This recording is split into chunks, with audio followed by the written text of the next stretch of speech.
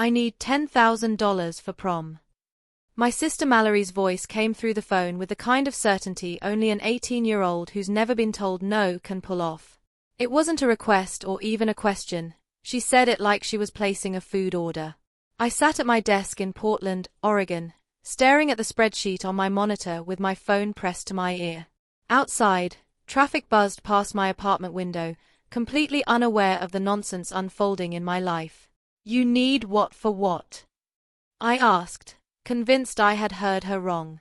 $10,000 for prom. The dress I want is $3,000, and then there's hair, makeup, the limo, the after-party venue I'm renting, the photographer, and, Mallory, stop. I shut my laptop and rubbed my forehead. "You're talking about prom, not a wedding." "Prom. It's my senior prom, Elizabeth. It only happens once. So does your high school graduation, and your college graduation, and your first job, and literally 1,000 other events that don't require $10,000. She went quiet for a second. I could almost hear her pouting through the phone. "My name is Elizabeth, I'm 27, and I work as a project manager at Cloudfen Construction, a mid-sized company that builds commercial projects across the Pacific Northwest. I started as an administrative assistant and worked my way up, long nights, extra certifications, and a lot of grit. I'm proud of what I've earned. But to my family, none of that matters. In their eyes, I'm simply the one with money." "Elizabeth, you don't get it," Mallory whined. "Everyone at school is going all out. I can't show up looking basic."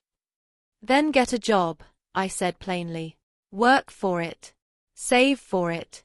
That's what I did when I was your age." "That's so unfair. You're being such a..." "I'm being realistic.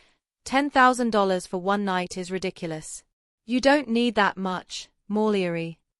"Whatever. I'll just tell Mom and Dad you said no." Her tone sharpened instantly. "They're not going to be happy." Then she hung up. I sat still for a moment, the phone still in my hand, feeling the familiar knot form in my stomach. It was the same feeling I got every time my family called, the same dread that hit whenever their names lit up my screen, because I always knew what was coming. Sure enough, about 20 minutes later, my phone buzzed again. This time, it was my dad. "Elizabeth, what's this I hear about you refusing to help your sister?" I took a slow breath. "Dad, she asked me for $10,000 for prom. That's not reasonable. She's your sister. Family helps family." "I help all the time," I said, trying to stay calm. "But this is too much. She doesn't need that kind of money for prom." "You have the money, don't you?" His tone turned cold. "You make good money at that job of yours. You can afford it." "That's not the point. The point is you're being selfish," he cut in. "Your sister looks up to you. She deserves a special night, and you're going to deny her that." I tried to speak, but he kept going. "We raised you better than this. We taught you about family. But ever since you moved away and got that fancy job, you've changed. You've forgotten where you came from." My jaw tightened. "I haven't forgotten anything." "Then prove it. Transfer the money to the family account. Let your sister enjoy her night." "Dad, if you don't, maybe you should reconsider whether you want to be part of this family at all." Then he hung up. I stared at my phone, my hands trembling. Reconsider being part of the family? Was he seriously threatening to cut me off over prom? I thought about calling him back, but I already knew how that would go. It always went the same way. They asked for something. I said no. They guilt-tripped me. They pushed. They lectured me until I gave in. And I always gave in, because they were my parents. They raised me, fed me, gave me a home.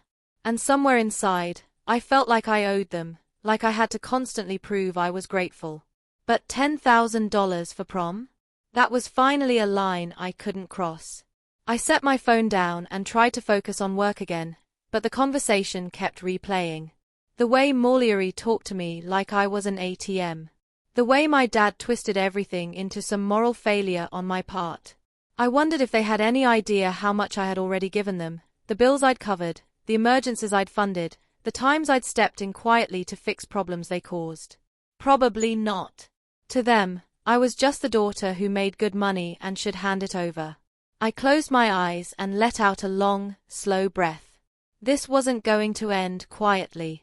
I already knew the pattern. First my mom would call, then Maulieri again, and then the family group chat would explode with messages about how heartless I was being. It was always the same cycle.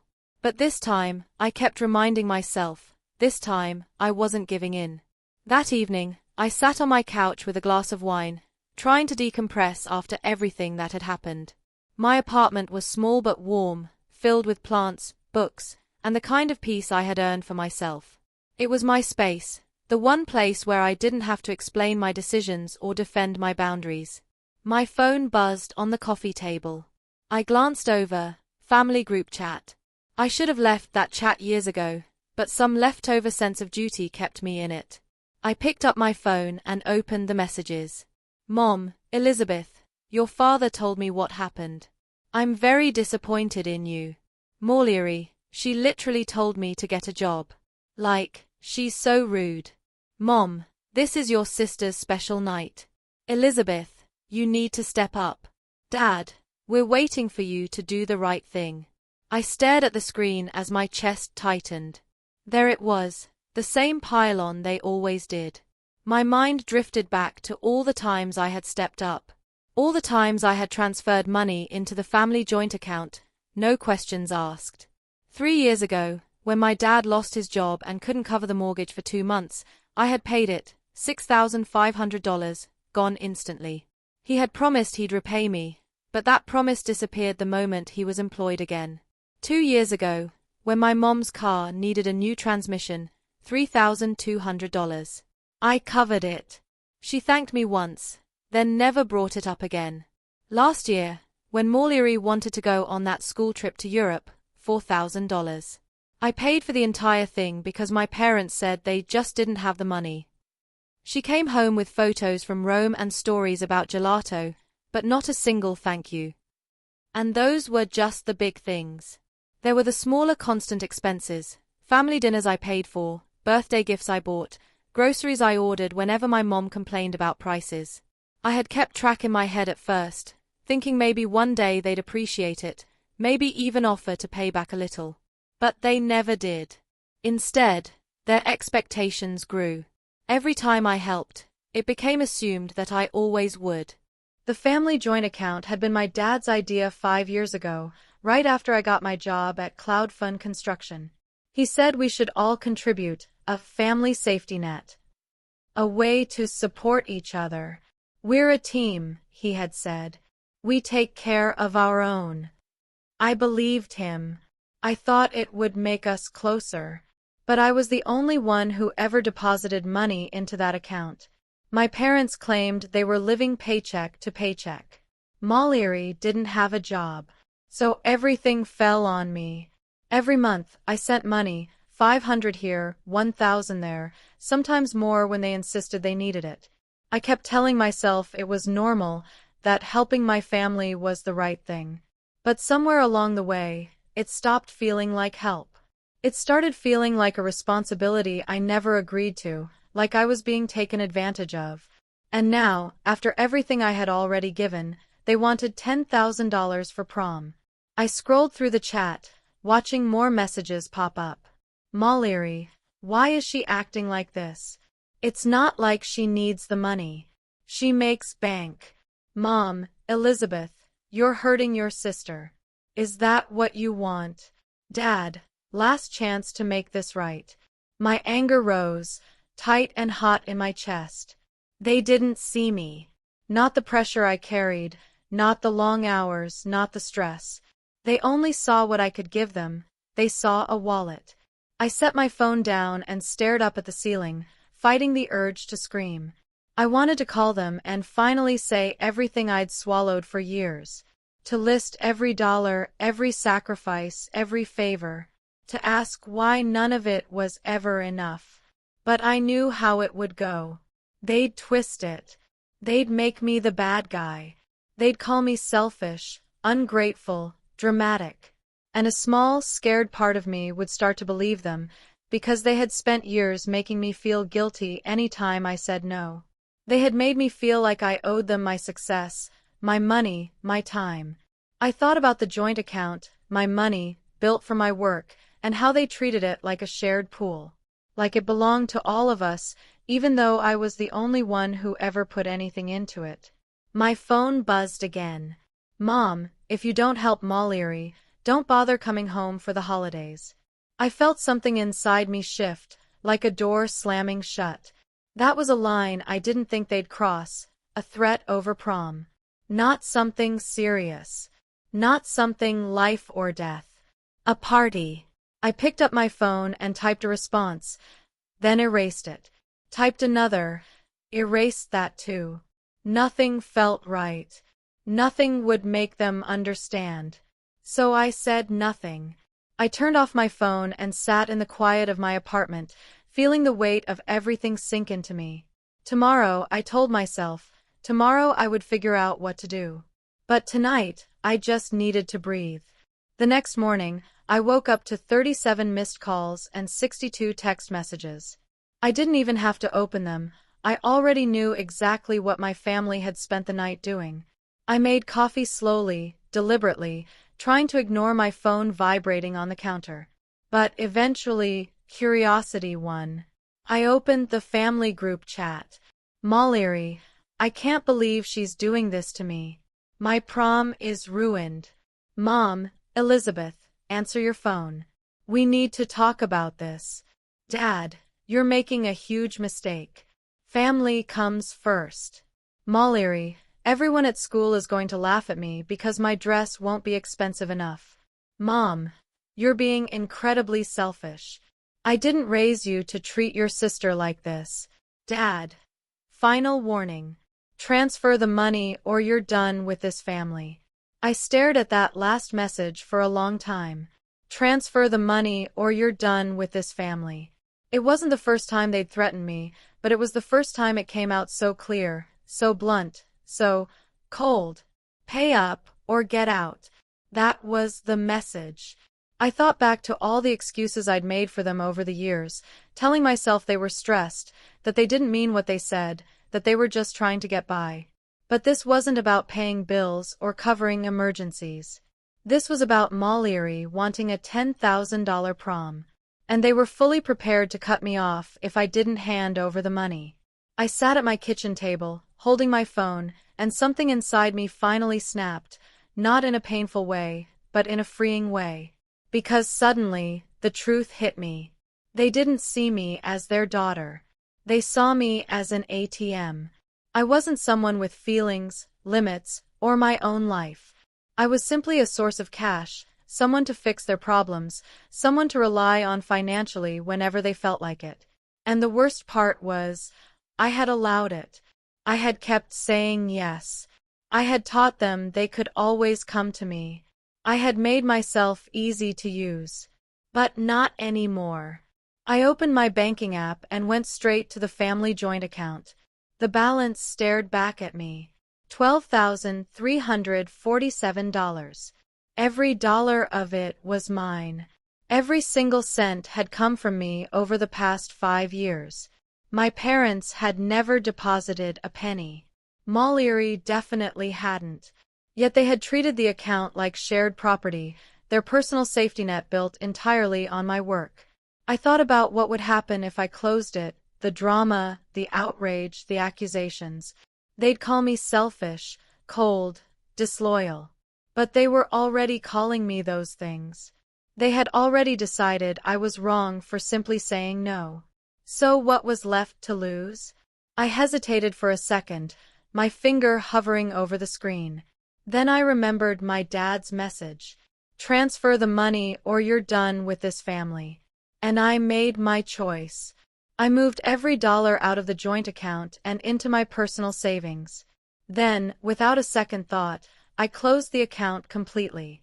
It took less than 2 minutes. My phone buzzed almost immediately. I knew they'd gotten the notifications. I knew they were seeing the account had been emptied and shut down. And I knew what would come next. I placed my phone on the table and watched as the screen lit up with call after call, message after message. My heart raced, but at the same time, I felt calm. For the first time in years, I actually felt in control. The group chat exploded. Mom, Elizabeth, what did you do? Dad, call me right now. Molly, are you serious right now? Mom, you closed the account. How could you do this? Dad, this is unacceptable. You're out of control. Molly, I hate you. I read each message with a strange sense of distance. They were panicking, scrambling, realizing maybe for the very first time that they no longer had unrestricted access to me. My phone rang again. My mom. I didn't answer. Then my dad called. I ignored it. Another text popped up from Molly. You're such a selfish, I hope you're happy. Another from my mom. We gave you everything and this is how you repay us? Another from my dad. You've made your choice. Don't come crying to us when you need help. I turned off my phone and let the silence fill the room. My dad's comment echoed in my mind. Don't come crying to us when you need help. The irony almost made me laugh. I had never once asked them for help. Not in my entire adult life. But they had asked me over and over, and every time I had stepped in. And now they were acting like I was the ungrateful one. I thought about calling them, trying to explain, but I already knew how it would go. They didn't want to understand. They wanted compliance. So I didn't call. I got dressed and went to work like normal. At my desk, I tried to focus on my tasks, but my mind kept drifting back to the morning's chaos. I wondered if I'd been too harsh, if maybe I should have handled it differently. But then the messages replayed in my mind, the threats, the demands, the entitlement, and I knew I had done the right thing. Around noon, my coworker Bethany stopped by. She was in her mid-30s, sharp, kind, and one of the few people I actually considered a friend at the office. You okay? She asked, leaning against the side of my cubicle. You seem distracted. I hesitated, then told her everything, from the prom request to the joint account to the meltdown that morning. She listened quietly, her expression shifting from shock to disbelief to anger on my behalf. They threatened to disown you over prom? Bethany said once I finished explaining everything. That's unbelievable. I know. And you were the only one putting money into that account? Yeah. Then you absolutely did the right thing, she said firmly. They were taking advantage of you. Hearing someone else say the words out loud made everything feel clearer, more real. Thanks, I said softly. She gave me a warm smile. You're going to be okay. And honestly, they'll realize how much they relied on you sooner than you think. I wished I could believe that. But deep down, I wasn't sure they ever would. By the time I got home that evening, the family group chat had exploded to more than 200 messages. I didn't open them. I didn't need to. I already knew the tone. I knew the accusations. I knew the guilt trips waiting inside. But I did turn my phone back on, and it immediately started ringing. It was my mom. Against my better judgment, I answered. Elizabeth, what were you thinking? She shrieked. Her voice was frantic. You closed the account. How could you do that? I closed my account, I corrected. The money in there was mine. It was the family account, she snapped. We all needed that money. You all needed my money, I said, keeping my voice steady. Not once have you, Dad, or Molly ever contributed to it. Not once. That's not fair, she shot back. We couldn't afford to. You know that. Then maybe, I said calmly, you shouldn't have been spending it like it belonged to you. There was a sharp pause. I could hear her breathing, quick, angry, bitten back. "This is about Mallory, isn't it?" she finally said. "You're punishing her because she asked for help." "She didn't ask for help," I said. "She demanded $10,000 for prom. That's not help. That's entitlement. She's your sister. And I'm your daughter," I snapped back. "But you don't seem to care about that. You only care about what I can give you." "That's not true." "Really?" I asked. "When was the last time you asked how I was doing? When was the last time you cared about my life, my job, my feelings? When was the last time you said thank you for everything I've done?" Silence. "Exactly," I said. "You don't see me as a person. You see me as a bank." "Elizabeth, you're being ridiculous." "Am I?" I said. "You threatened to disown me because I wouldn't pay for prom." "We didn't mean." "Yes, you did. Dad said it clearly. Transfer the money or you're done with the family." More silence. "Look," my mom said finally, her tone softening as she tried a different tactic. "I know we've asked a lot of you, but we're family. We're supposed to help each other." "I have helped," I said quietly. "For years. I paid Dad's mortgage when he lost his job. I paid for your car repairs. I paid for Mallory's Europe trip. I've paid for dinners, gifts, groceries, emergencies. I've given you everything you asked for. And we appreciate." "No," I cut in. "You don't. You take it for granted. You expect it. And the moment I finally say no, you all turn on me." "We're not turning on you." "Then what do you call threatening to cut me out of the family?" She didn't answer. "I'm done, Mom," I said quietly. "I'm done being your ATM. I'm done feeling guilty for having boundaries. I'm done risking my own financial stability for people who don't appreciate it." "Elizabeth, please." "No," I said firmly. "I'm setting a boundary. And if you can't respect that, then maybe Dad was right. Maybe I don't belong in this family." I hung up before she could reply. My hands were shaking. My heart was pounding. But underneath all of that, I felt something powerful: relief. I had finally said what needed to be said. I had finally stood up for myself. And even though I knew the fallout wouldn't be easy, I didn't regret a word. Over the next few days, the messages kept coming. My dad called me selfish and ungrateful.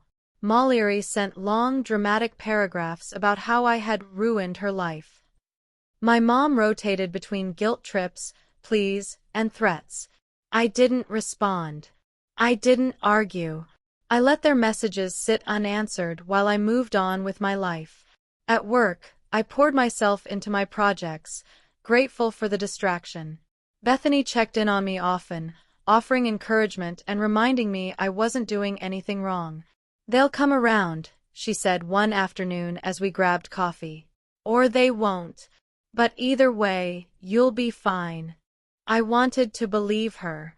But a part of me wondered if I had just destroyed my entire family over $10,000. Then, exactly 1 week after I closed the joint account, something happened that changed everything. I was cooking dinner when my phone rang. A number I didn't recognize, but local. I answered. "Hello." "Hey, Elizabeth. It's Kelsey." Kelsey, Mallory's best friend. "Oh, hi," I said, surprised. "What's going on?" "I just wanted to say I'm really sorry about everything you've been dealing with," she said. "I know your family has been giving you a hard time." "That's nice of you," I said. "But why are you calling?" "Because I heard something," she said slowly, "and I think you need to know." My stomach dropped. What did she say? Kelsey hesitated. "I was at Mallory's house a few days ago. We were working on prom stuff. She was on the phone with some guy, and she started talking about how she was going to get the money out of you no matter what." What do you mean? I asked. She said, and I'm quoting, Eliza won't say no if Mom pressures her enough. I've been draining her dry for years. This is just the grand finale. I felt like someone had knocked the air out of me. She really said that? I asked. Yeah, Kelsey replied, and she laughed about it like it was a joke. I dropped onto the couch, holding the phone to my ear, trying to wrap my head around everything she just told me. I'm really sorry, Elizabeth, she said softly. She's my friend, but that was horrible. You didn't deserve any of it. I just felt like you needed to know the truth. Thank you, I finally said. Really, thank you for telling me. When we hung up, I just sat there in complete shock. This hadn't been a misunderstanding. It hadn't been a moment of pressure or panic. Molly had planned it. All of it. She had been manipulating me for years, fully aware of what she was doing, and my parents had let it happen. I thought about every time I gave in because I told myself it was for the good of the family. Every time I convinced myself they needed me. But they didn't need me, they were using me. And she had been laughing behind my back. Something in me hardened. Not in an emotional meltdown kind of way, more like a cold, clear switch flipping. Now that I finally knew the truth, I was completely done playing along. I grabbed my phone and opened the family group chat. I hadn't checked it in days, but I scrolled through anyway, reading their messages one by one. Mom, Elizabeth, we need to talk. The mortgage is due. Dad, the account was supposed to cover utilities. What are we supposed to do now? Molly, I had to tell everyone at school I can't afford my prom dress. Thanks a lot. I read every single message with absolutely no guilt. They had counted on my guilt, on my loyalty, on the fact that I'd always say yes. Well, they'd gambled wrong. The next morning, I woke up with a sense of purpose I hadn't felt in years. I knew exactly what needed to happen. I spent the entire day going through my bank records, checking every transfer I'd made to that joint account over the past 5 years. When I added everything up, the total was $73,412. I stared at the number, stunned. Over $70,000 gone. And they acted like it was nothing. I printed every receipt, every bank statement, every screenshot. Not because I planned to ask for the money back, but because I wanted proof, evidence that I hadn't been selfish or dramatic. Evidence that I'd given more than anyone should ever have to. Then I called my Aunt Joanna. She was my mom's older sister and pretty much the only person in the family who had never tried to take advantage of me. She lived about 3 hours away in Seattle, and she was always straightforward and honest. Hey, kiddo, she said when she picked up. What's going on? I need to talk about Mom and Dad, I said. Oh boy. What did they do this time? So I told her everything, what happened with prom, the threats, the joint account, the call from Kelsey. When I finished, she was completely silent for a moment. Elizabeth. I'm so sorry, she finally said. I had no idea it was this bad. Did you know they were using me? I asked quietly. I knew they leaned on you sometimes, she admitted, but I didn't realize how far it had gone. Or that they were threatening you. They said I'm selfish, that I forgot where I came from. Joanna scoffed. That's rich. You absolutely did the right thing. Honestly, you should have shut that account down years ago. And your sister, sorry, honey, but she sounds like a spoiled brat. Hearing someone just say it plainly was oddly comforting. You think they'll ever understand? I asked. Honestly? Probably not, she said. People like that don't change. They'll blame you, play the victim, then find someone else to mooch off. That's depressing. It's reality, she said gently. But here's the good part, you're free now. You don't have to keep carrying them. You can finally live for yourself. The thought hit me hard. living my own life. It sounded simple, but it felt life-changing. Thanks, Joanna, I said. I really needed that. Anytime, kiddo. And if you need me, you call. After we hung up, I felt lighter, like someone had finally confirmed that I wasn't crazy. That night, I checked the family chat again. The tone had shifted. Mom, Elizabeth, please. The mortgage is overdue. We're going to lose the house. Dad, we counted on that money. I don't know what we're supposed to do. Molly, I had to cancel my prom plans. Everyone thinks I'm a loser now. For once, none of it got to me. All I could hear were Kelsey's words echoing. I've been draining her dry for years. This is just the grand finale. They weren't worried about losing me. They were worried about losing my money.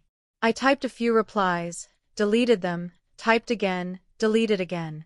Finally, I wrote something simple and honest. I've given you over $73,000 in the past 5 years. I have records of every transaction. I didn't owe you any of it. I gave because I thought family meant something. I was wrong. You didn't see me as family. You saw me as an ATM. I'm done. Don't contact me again. I sent it.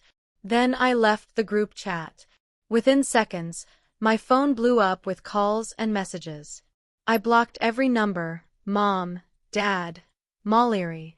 Then I turned off my phone and sat in the quiet of my apartment, letting everything settle. I had just cut off my entire family, and I didn't regret a single thing. The next few weeks were strange. I expected guilt or sadness, but instead I felt free. No more constant requests for money. No more pressure. No more being responsible for everyone else's life. I went out with co-workers. I joined a book club. I took a weekend trip to the coast. And I finally started saving money, real savings. Money that wouldn't vanish the second someone else snapped their fingers. You look happier, Bethany said one afternoon.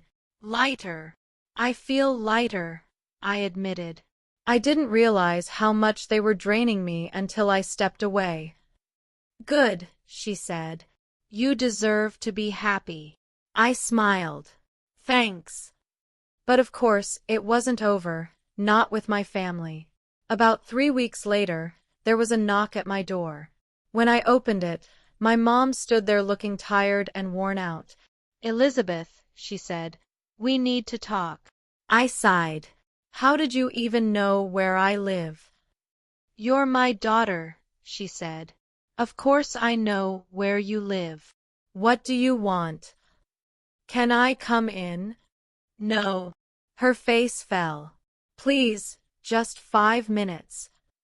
Against my better judgment, I stepped outside and shut the door behind me. Talk, I said. I'm sorry, she said quietly. For everything. I didn't understand how much we were taking from you. I didn't realize how unfair it was.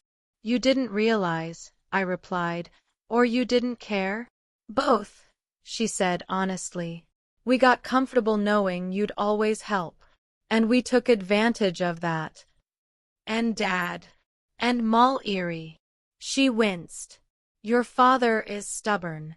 He thinks you're overreacting. And Molly, she's young. She doesn't get it. She understood enough to tell her friend she'd been draining me dry. My mom's eyes widened. What? She said that. You heard me. She bragged about using me for years. And prom was just the grand finale. I didn't know, she whispered. Of course you didn't, I said. You never asked. None of you ever asked how I felt or what I needed. You just took.